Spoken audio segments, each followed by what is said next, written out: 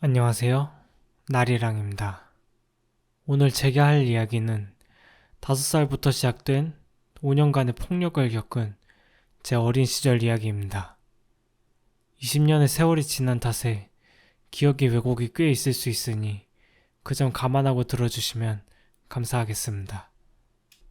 첫 기억은 안방 침대 위였습니다. 저에겐 4살 위에 형이 있는데 이유는 기억나지 않으나 형과 싸워 몇 대 맞았고 그게 분하여 형에게 발차기를 날렸는데 나이차가 큰 탓인지 발이 닿지 않았습니다. 때문에 반격당하여 발차기를 맞고 침대 밖으로 날아가서 의자에 뒤엉켰던 것이 시작이었습니다. 그날 이후로 형은 화가 나면 저를 때렸습니다. 제 명치에 발차기를 날려 넘어지면 마구 밟고 때렸습니다. 부모님이 없거나 보이지 않는 장소에서 거의 매일같이 저를 때렸습니다. 저는 나이 차이 때문에 힘도 없고 팔다리도 너무 짧아 몇 번의 저항 이후 그것이 아무 의미 없음을 깨닫고 말싸움은 했지만 그 외에 폭력에 대한 저항을 크게 하지 못했던 기억이 납니다. 물론 부모님께 형이 나를 때린다며 도움을 요청하기도 했지만 그 당시 부모님께선 어린아이의 폭력이 심각할 거라 생각하지 못하셨는지 크게 도움을 주지 못하셨습니다. 폭력은 점점 심해져 갔습니다. 가끔은 기행을 벌여서 간지럼도 오래 하면 고문이라며 30분을 간지리고 후추 유통기한이 지났다며 그걸 저한테 뿌려댔습니다. 제발 그만해달라 비는 제 얼굴에 계속해서 뿌렸습니다. 어느 날은 눈 위쪽을 누르면 눈알이 뽑힌다며 계속 제 눈 위를 눌러대기도 했습니다. 그러던 어느 날 저와 형은 부모님 2분 앞에서 장기를 두고 있었습니다. 장기를 두다 보니 승기가 점점 제 쪽으로 기울었고 끝에 가선 결국 제가 승리하였습니다.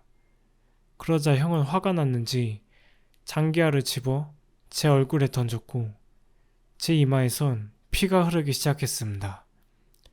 보시던 부모님은 깜짝 놀라 형을 혼내셨습니다. 그 이후 부모님이 없는 곳에서 나도 혼났으니 너도 맞아야 된다는 식으로 말하며 형은 저를 때렸습니다. 그 말을 듣고는 부모님도 나를 지켜줄 수가 없구나. 내가 일일이 형이 행한 폭력을 말한다면 형은 일일이 보복할 것이고 저 말도 안 되는 역겨운 논리를 들어야 하겠구나. 그래서 점점 부모님께 도움을 요청하지도 않게 되었습니다.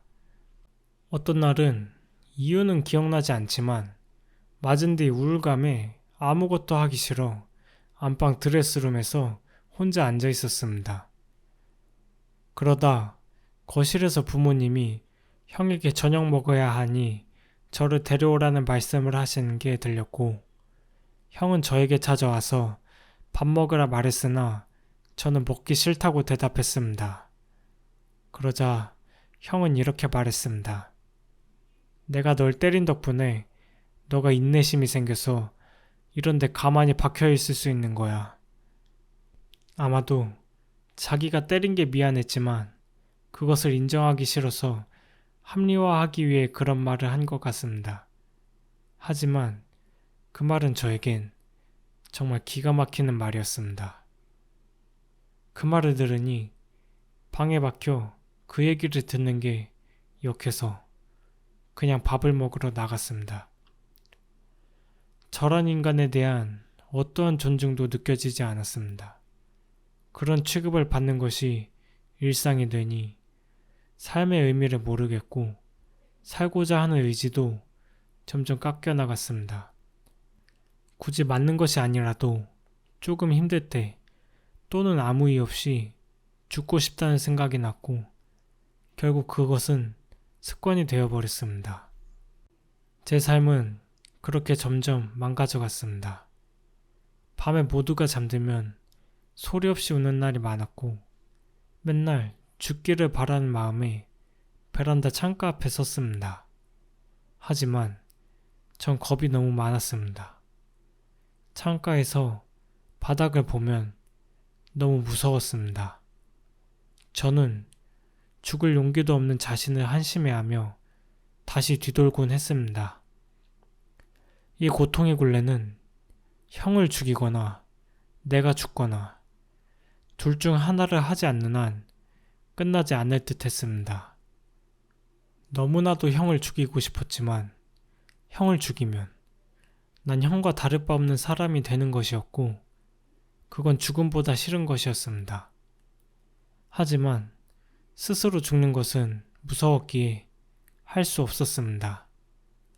그렇게 맞으며 버티다 8살 어느 날 불이 꺼진 밤에 책장에 있던 노트 한 장을 뜯어 글을 적기 시작했습니다. 이렇게 살다 보면 스스로 목숨을 끊기도 전에 어차피 곧 형에게 맞아 죽을 거라 생각했습니다. 그래서 옅은 불빛에 기대 내가 형에게 어떻게 맞았는지, 얼마나 고통스럽게 하루를 보냈는지, 그리고 내가 죽으면 형 때문이란 걸 알아달라는 한 페이지가량의 유서를 적은 뒤 집안에 숨겨두었습니다. 유서를 쓴 뒤 저는 제 삶을 포기했습니다. 어차피 곧 죽을 거라는 생각과 함께 이 세상 모든 것이 부질없어졌습니다. 그래서 초등학교에 들어가서 새 친구도 사귀지 않았고 어떠한 의욕도 없는 채 살아갔습니다. 전 그렇게 죽을 줄 알았습니다. 하지만 알 수 없는 이유로 제가 초등학교 3학년이 되는 해 형의 폭력이 끝났습니다. 전혀 상상하지 못한 일이었습니다. 끝나지 않을 줄 알았던 고통이 너무나 허무하게 끝났습니다. 하지만 형의 폭력이 끝났음에 전 딱히 기쁨도 희망도 느껴지지 않았습니다.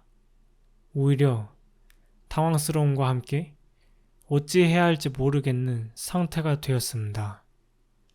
나는 이미 삶을 포기했는데 포기했던 이유가 사라져버렸습니다. 그렇다고 다시 살아가기에는 너무 많이 망가져버려 이유 없이 죽고 싶고 아무런 꿈도 희망도 의미도 없는 삶을 왜 계속 살아가야 하는지 알 수 없었습니다.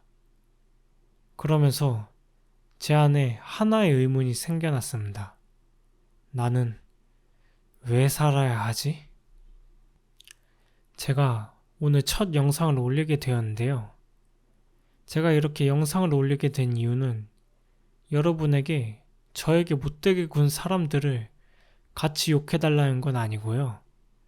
분명 다른 분들도 저와 같이 여러 고통을 맞이하면서 삶에 대해 고민하곤 하지만 이런 얘기를 진지하게 생각할 기회도 주변과 함께 얘기할 기회도 많이 없다고 생각합니다. 너무 복잡한 문제니까요. 저도 마찬가지였습니다. 그런 상황에서 스스로 인생의 의미와 행복을 찾아가는 과정이 사실 전 너무 힘들었습니다. 하지만 그 과정에서 많이 배우며 행복을 깨달았고 그러면서 생각한 건 이 행복을 전하고 싶었습니다. 제가 살면서 힘든 순간을 참 많이 겪었는데 정말 앞이 보이지 않는 절망 속에서도 계속 나아오며 결국 행복을 알게 되었습니다. 우리 모두 행복할 수 있습니다.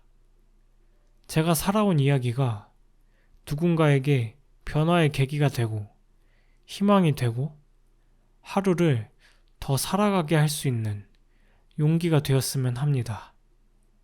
앞으로 더 많은 제 삶의 과정과 그를 통한 배움들을 공유하며 여러분과 함께 하겠습니다. 언제나 여러분 모두의 행복을 위해 기도하겠습니다. 영상 시청해 주셔서 감사합니다.